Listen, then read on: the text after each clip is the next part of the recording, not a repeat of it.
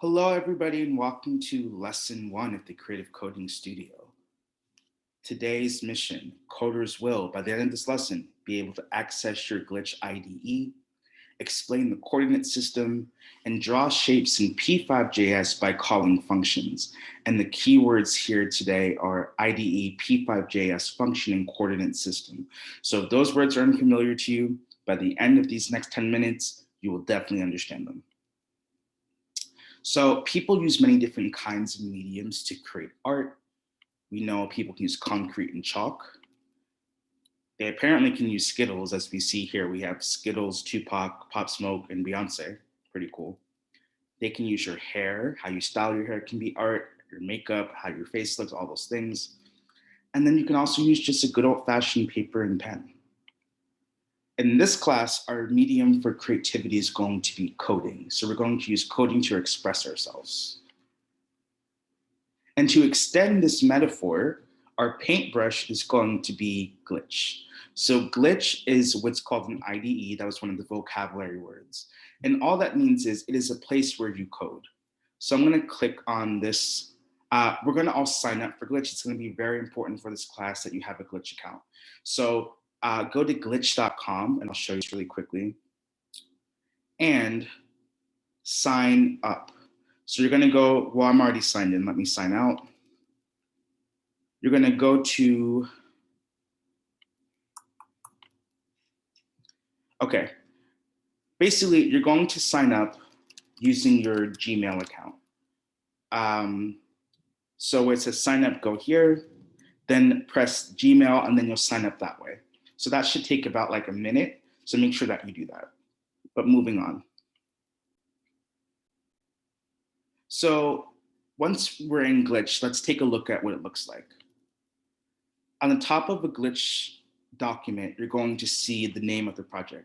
It's going to be some weird name, like this is wandering suspicious. I can't see the end of the last word, but it's going to be a weird name. You can always change it.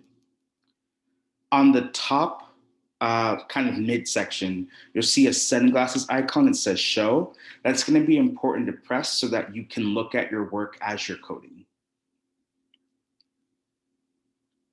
Then in the middle, this big section is called the text editor. That's where you're going to be writing your code. And then on the left, there are the files. These files are places where you put different programming languages. In this class, we're going to be using the sketch.js file. That's where we're going to write our P5 JavaScript.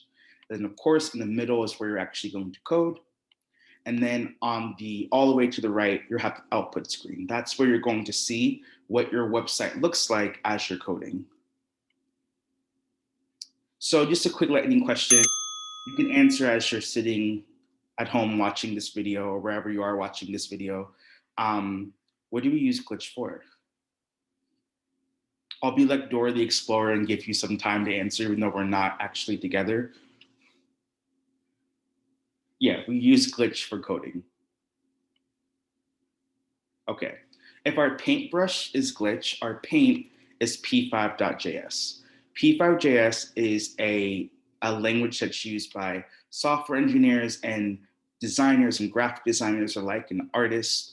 It is a JavaScript library, which means it takes the language JavaScript and it makes it, I guess, a bit easier to use to do specific things. And on Google Classroom, you can see this link to P5JS's website, which you'll be referencing a lot.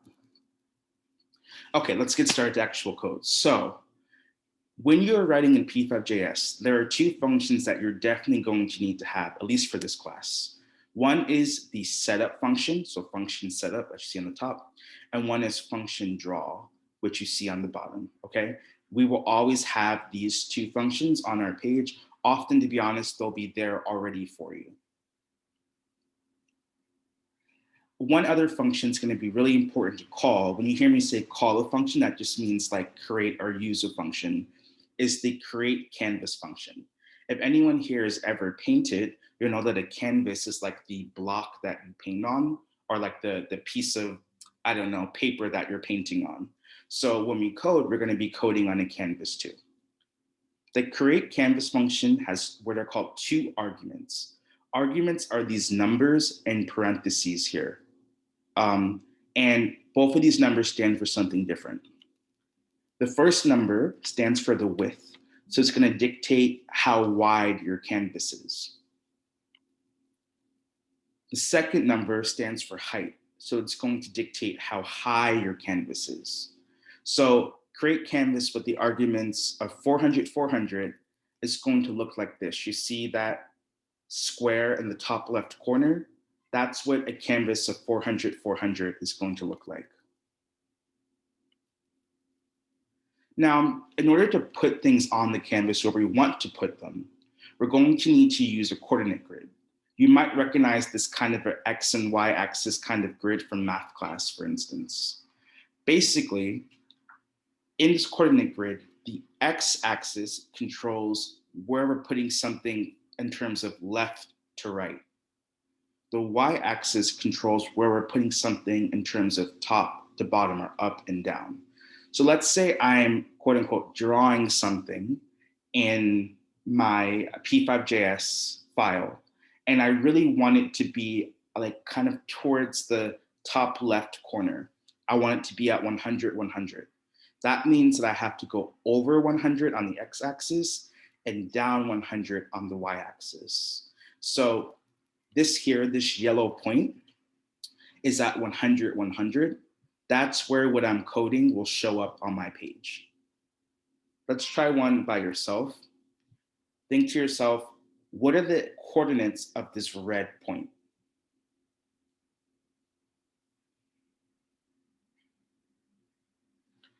Yep, it's 300, 200. Okay, I went over 300 on my x-axis and I went down 200 on my y-axis. Let's try one more example. What are the coordinates of this turquoise point?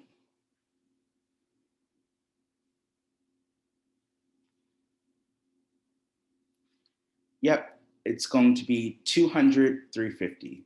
Because I go over 200, I go down 100, 200, 300. I'm almost at 400, but I'm only halfway there. So it's 200, 350. That's where what I'm coding will show up. Okay, now we're gonna get into some functions that are gonna actually allow you to draw things, right? Because when we draw, really what we're doing is we're taking shapes and we're putting them together to look like something. So one shape that's gonna be important is a rectangle. In P5JS, the rectangle function is called rect. And as you see, it has 4 arguments or 4 numbers in parentheses. The first number stands for the x-axis, where it is on the x-axis. The second number stands for where it is on the y-axis. The third is the width, so how wide the rectangle is. And the last one is the height, so how high the rectangle is. So you can think of it this way. The first 2 numbers say where the rectangle is. The last 2 numbers say how big it is. So rectangle with the coordinates 100, 100, 100, 100 are the arguments 100, 100, 100, 100 will look like this rectangle in the top left of your screen. Another function that's going to be important to use is called an ellipse. An ellipse is just a circle.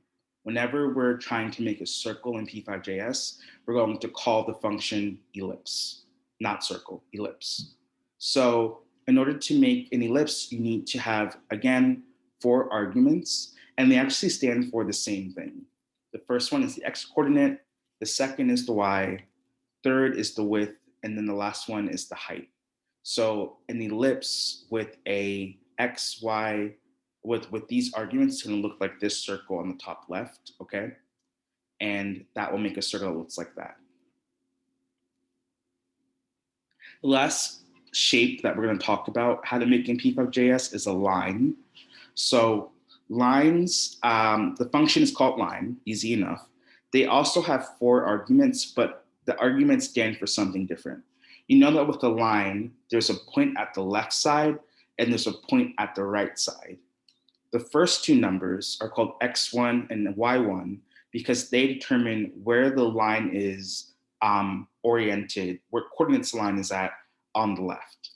The second 2 numbers, x2 and y2, dictate where the line is on the right. So a line with these arguments is going to look like this on the top left, okay? There's a left side and a right side, and you use the arguments to show where that's going to be. There are tons of shapes though in P5.js, tons of shapes. Any shape that you can draw or think of, there is a function for it. So triangles, stars, arcs, semicircles, all these things. So I definitely highly recommend that you use the P5.js reference. If when you're coding, you want to do a shape that's not a rectangle, a circle, or a line, and you want to try a different shape out, definitely reference this P5 reference table to help you explore those different shapes. So what are some of the functions you can use to draw shapes in P5.js?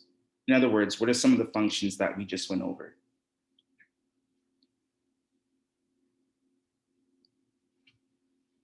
Yep, ellipse, which is a circle, rectangle, and then a line, which is a line. Nice.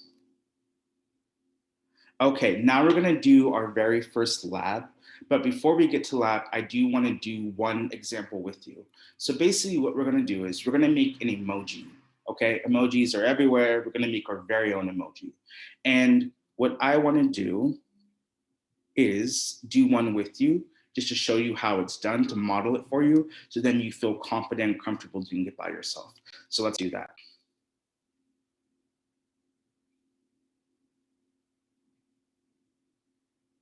Okay, the first thing that you're gonna do is you're gonna open up your Glitch project. Sometimes Glitch takes a little bit to load, that's okay. And you should really make sure that you're signed in, because if you're not signed in, your project can be completely erased. So make sure that you're signed in. I sign in through GitHub. Most of you will be signing in through Google. Okay, it's telling me there's an error signing in. That's okay. I'm just going to, for demonstration purposes, just show you how you go about coding this. But do make sure that you're signed in. So first thing that we have to do is we have to do something called remixing our project. And you see the instructions here, I'd say that's the first thing to do. We need to remix the project because if you just start coding here on this document, you're going to change this code for everyone who takes this course, and it's going to be whatever you've coded. So please make sure to remix the project, go down to remix project. I'm going to go through those steps again. Just click on the name of the project, then go down to remix project. Okay, and now this is making your very own document. Please make sure that you're signed in so that it saves. Okay, waiting for the project to load.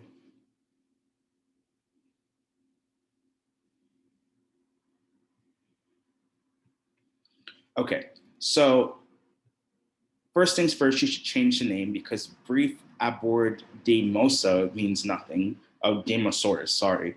So change the name to something that makes sense. So in this case, I'm demoing an emoji, something is called demo emoji. And then I'm sure that something else has that name. So let me call it demo emoji 1. Okay, cool. All right, now I'm gonna go down to the sketch.js file because that's again where we're gonna be doing all of our coding in this class. So go down in the files to sketch.js, okay? And then I'm gonna erase this code here. And now here is where I'm going to code. So you see the function setup and function draw are already set up for us. I don't have to do that myself. I'm gonna start coding underneath where it says here. Let me press show to make sure that I can see my code as I'm coding, like see what's actually happening. Okay, so first things first, I wanna make an emoji. I wanna make that emoji that looks very unamused, like it's a regular emoji, but it has like a line for a mouth to show that it's just not impressed. It's very unamused. So if I wanna make that kind of emoji, the first thing I wanna make is a face. Which shape should I use to make the face? You might be saying a circle, yes. And then what function do we use to make a circle in P5.js? Yeah, an ellipse. So I'm gonna type ellipse. And then we remember that an ellipse has 4 different arguments. The The first two are the X and Y, and the last two are the width and height, so how big it is. So let me just pick some random coordinates. Let's say I want it to be at 100 and the X coordinate, 100 and the Y coordinate. I want it to be 100 pixels wide and 100 pixels high. And now let's see what this looks like in my output screen. Hold up, I'm missing something here. That's why it's not working. Yep, there we go. Okay, so we see it's kind of in that top right corner. Let's say I want my emoji to be in the center though. I want my emoji to be up front and center of the canvas. If my canvas is 400, 400, where should I put my X and Y coordinates so that my emoji is in the middle? So I'll ask that question again. If my canvas is 400 by 400, where should I put my X and Y coordinate so that my emoji is in the middle?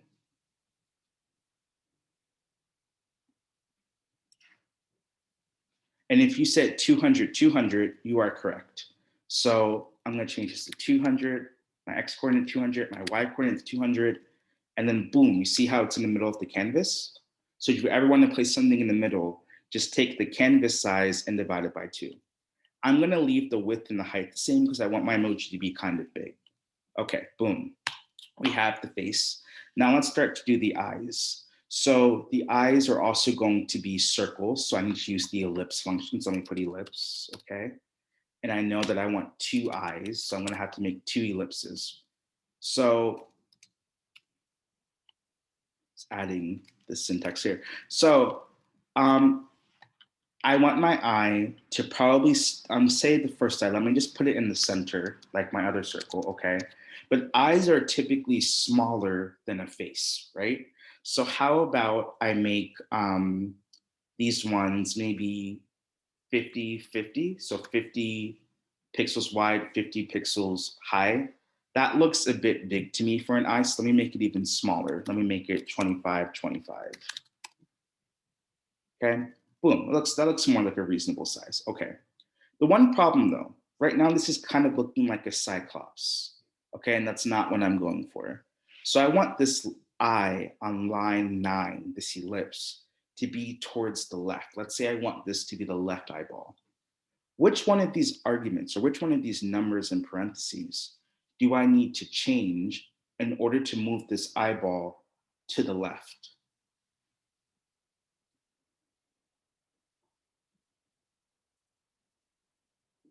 Yeah, I need to change the first one, the X coordinate, right? Because the X dictates where my drawing is from left to right.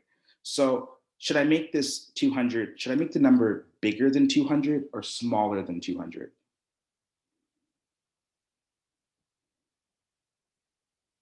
Yeah, I should be smaller because when I'm moving to the left, that means the number is going down, right? Because the very end of the left will be 0. So let me make this, how about 180? Let's see what that does. Boom, let's take a left eye. And now let me make the right eye. So again, I need to make the X coordinate. If I want this eye to be to the right, do I need the X coordinate to be bigger than 200 or do I need to be smaller than 200?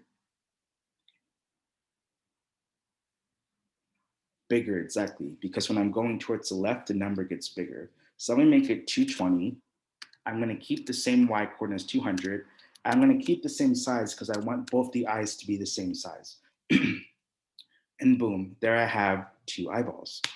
Now, I said I wanted to make an emoji that had a mouth, and I want the mouth to just be a line because it was gonna be like one of those unamused emojis, okay? So what function do I need to call in order to make a line?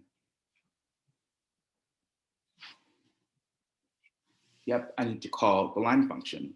So I'm gonna call line, okay? But we remember that the line function has different coordinates, right? Or different arguments, right? The first 2 are x1 and x2, and then the last 2 are y1 and y2, okay? So I want you to think to yourself right now, what coordinate should I change? Should I make my line in order so that it's underneath the eyeballs?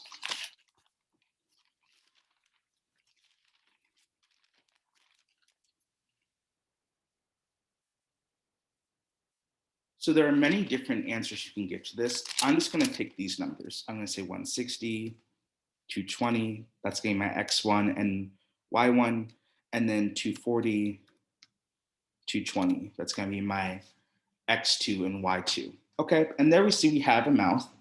And we could change it. We could make it a bit lower if we wanted to, right? So I could change the Y1 and the Y2 to be a bit lower. And then we'll see what that does. That's a bit too low. I can move it up a bit, right? You can play around with these numbers. But basically, we have just made our very first emoji. So now what you're going to do is you're going to go back to the slides and you're going to make your very own emoji. So you're going to open up this lab. This lab is also posted on Google Classroom, and you're going to open it up. And what's going to be key here, remember, make sure that you're signed in. That's number one. And then make sure that you remix your project. If you forgot how to remix the project, please go back, rewind this video to go back to when I remixed it for my emoji, and then you should be set. When you're done, please submit it on Google Classroom. And yeah, then we'll be all set.